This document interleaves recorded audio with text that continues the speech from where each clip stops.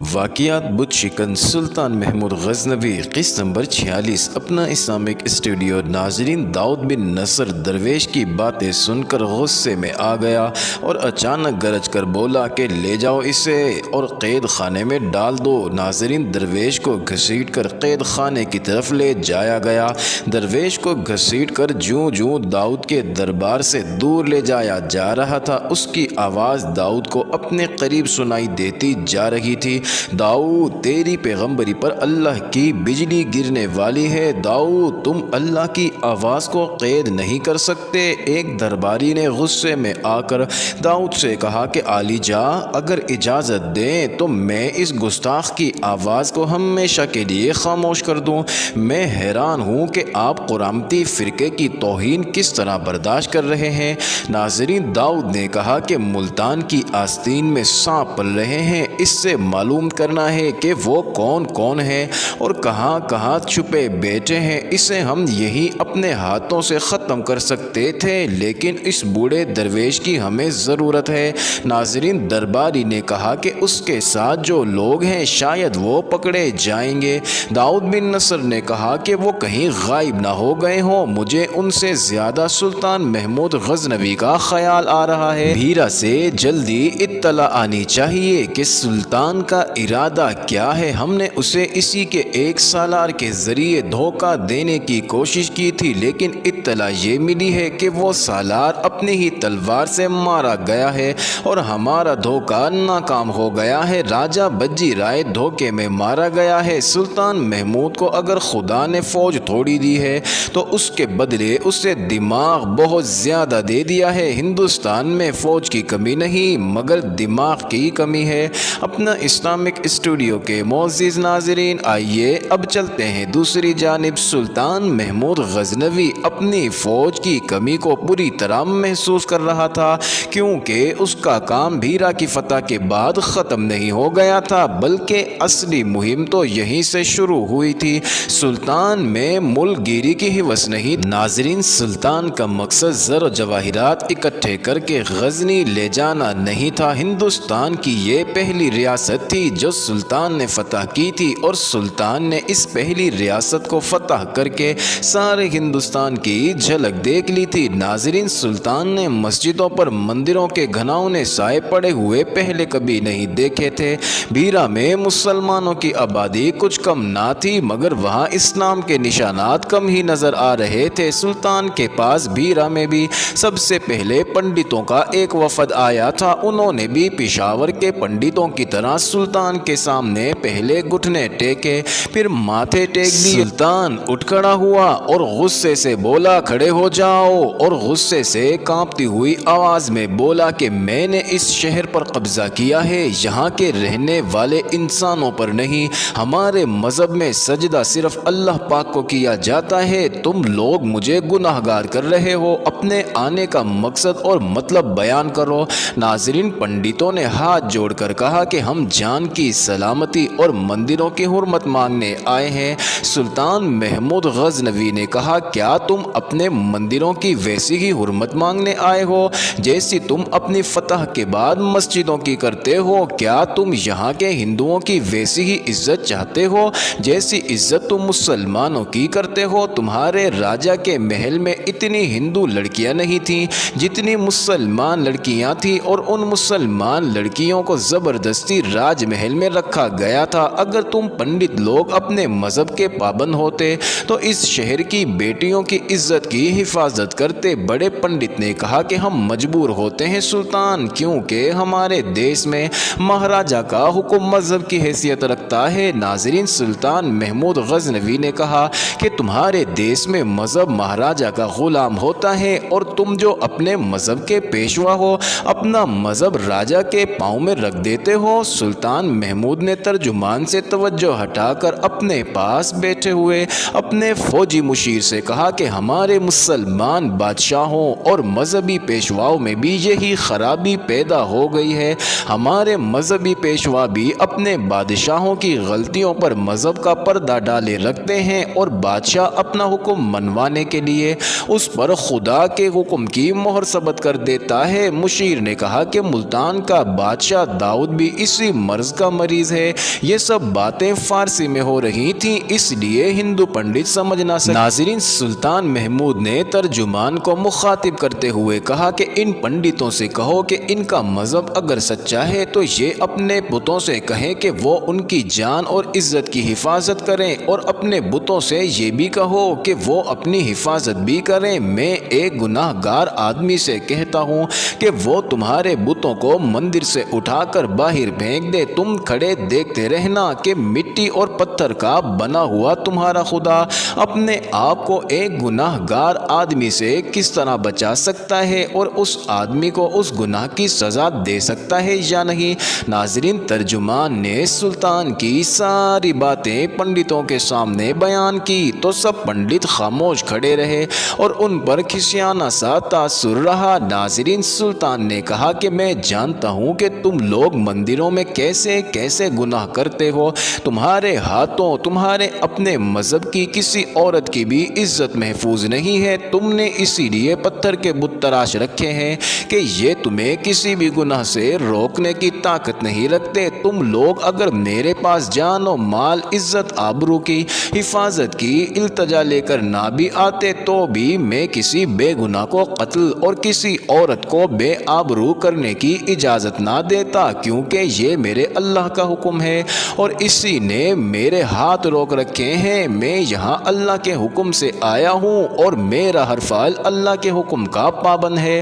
ناظرین، سلطان محمود نے سر جھٹک کر اپنے ترجمان کو دیکھا اور پنڈتوں کی طرف اشارہ کرتے ہوئے کہا کہ ان سے پوچھو کیا انہوں نے جنگ سے بھاگے اور بچے ہوئے فوجیوں کو چھپا کر نہیں رکھا ہوا، اور ان سے کہو کیا وہ ہمیں اس بات کا یقین دلا سکتے ہیں کہ ہماری فتح کو شکست میں بدلنے کے لیے ان کے مندروں میں ہمارے خلاف سازشیں نہیں ہو رہی۔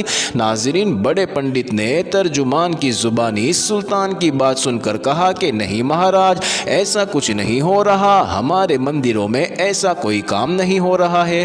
ناظرین، سلطان محمود نے ادھر ادھر دیکھتے ہوئے کہا کہ وہ کہاں ہیں، انہیں یہاں لے آؤ جنہیں لاہور کے راستے سے پکڑا گیا ہے۔ ناظرین، تھوڑی دیر بعد دو آدمی اندر لائے گئے جن کے ہاتھ رسیوں سے بندھے ہوئے۔ سلطان محمود غزنوی کا دربار لگا ہوا تھا۔ دربار میں دو ہندو قیدی جن کے ہاتھ رسیوں سے بندھے ہوئے تھے کھڑے تھے۔ سلطان محمود نے پنڈتوں کی طرف اشارہ کرتے ہوئے کہا کہ کیا تم لوگ انہیں پہچانتے ہو، اور قیدیوں سے کہا کہ ان پنڈتوں کو بتاؤ کہ تم کہاں سے آئے ہو اور کیوں پکڑے گئے ہو۔ ایک قیدی نے اعتراف جرم کرتے ہوئے کہا کہ ہمیں ان پنڈتوں نے لاہور راجہ انند پال کے پاس یہ پیغام دے کر بھیجا تھا کہ ہم راجہ سے جا کر کہیں کہ بھیرا میں سلطان محمود غزنوی کے پاس فوج بہت کم رہ گئی ہے، لہٰذا وہ جتنی جلدی ہو سکے بھیرا پر حملہ کر دے اور راجہ بجی رائے کی شکست کا بدلہ لے لے۔ انہوں نے یہ بھی کہا تھا کہ ہمارے جو فوجی قیدی کی صورت میں سلطان کے پاس ہیں وہ راجہ کے بھیرا پر حملے کی صورت میں باغی ہو کر لاہور کی فوج سے مل جائیں گے۔ ناظرین، سلطان محمود غزنوی نے کہا کہ انہیں میری فوج نے راستے میں مشکوک حالت میں پکڑ لیا۔ ان دونوں قیدیوں نے یہ بھی بتایا ہے کہ اسی قسم کا ایک اور پیغام تم لوگوں نے ملتان کے حاکم داؤد بن نصر کے پاس بھی بھیجا ہے، اور اب تم لوگ ہی میرے پاس جان بخشی کی التجا لے کر آ گئے ہو۔ غور سے سنو، پتھر کے بتوں کو خدا ماننے والوں، یہاں کی کوئی فوج، کوئی راجہ میری فوج کے طوفان کو نہیں روک سکتا۔ اپنے بتوں سے کہو کہ میری فتح کو شکست میں بدل دیں، لیکن جس طرح تم لوگ عیار، مکار اور جھوٹے ہو، اسی طرح تمہارے خدا بھی جھوٹے ہیں۔ میں تمہیں صرف اتنی سی مہلت دیتا اور اجازت دیتا ہوں کہ اپنے بتوں کو اٹھاؤ اور اس شہر سے باہر نکل جاؤ۔ اگر رکے رہو گے تو یہ بت ہندو قیدیوں کے ہاتھوں تڑواؤں گا، اور اگر تم وہ مذہب قبول کر لو جو میں لے کر آیا ہوں تو باقی ساری زندگی یہاں تم سکون سے گزار سکو گے۔ تم لوگ جسمانی لذت کے عادی رہے ہو، تھوڑا روحانی لذت کا ذائقہ بھی چکھ کر دیکھ لو۔ اپنے آپ کو سچے خدا کی نعمتوں سے مالا مال کر کے دیکھ لو۔ سونے، چاندی، جواہرات میں وہ لذت نہیں ہے جو اللہ کی نعمتوں میں ہے۔ جاؤ، سوچو اور پھر مجھے جواب دے دینا کہ تمہاری کیا رائے ہے۔ ناظرین، سلطان محمود غزنوی کے دربار میں ہندو پنڈتوں سے بات چیت کا سلسلہ ختم ہو چکا تھا اور پنڈت دربار سے واپس جا چکے تھے۔ سلطان خود گہری سوچ میں ڈوبا ہوا تھا کہ سلطان کے دربار میں موجود ایک عالم نے سلطان کو مخاطب کرتے ہوئے کہا کہ سلطان، یہ پنڈت ہندو ہیں اور یہ اسلام قبول کرنے نہیں آئے تھے بلکہ یہ آپ کو دھوکہ دینے آئے تھے۔ یہ پنڈت جسمانی لذتوں کے شیدائی ہیں، حکومت اور مذہب کی پیشوائی صرف اپنا حق اور ورثہ بنائے بیٹھے ہیں، کیونکہ یہ برہمن ہیں اور ان کے دلوں میں اسلام کے خلاف نفرت بھری ہوئی ہے۔ یہ نفرت صرف اس لیے ہے کیونکہ یہ جانتے ہیں کہ اسلام اونچی نیچی ذاتوں کا قائل نہیں ہے۔ امیر کو غریب پر برتری اس لیے حاصل نہیں ہے کہ وہ امیر، اسلام حکومت کا حق صرف اسے دیتا ہے جو قوم کی برتری اور اپنے اوپر اللہ کی حکمرانی تسلیم کرے۔ ناظرین، یہ عالم سعید اللہ قاسمی تھے جنہوں نے اپنے نام کے ساتھ قاسمی کا اضافہ محمد بن قاسم کے ساتھ عقیدت کے طور پر لگا رکھا تھا۔ اس وقت کی بعض بجھی سی تحریروں میں مولوی سعید کا ذکر آتا ہے۔ ایک تحریر میں سعید اللہ بھی لکھا ہوا ہے۔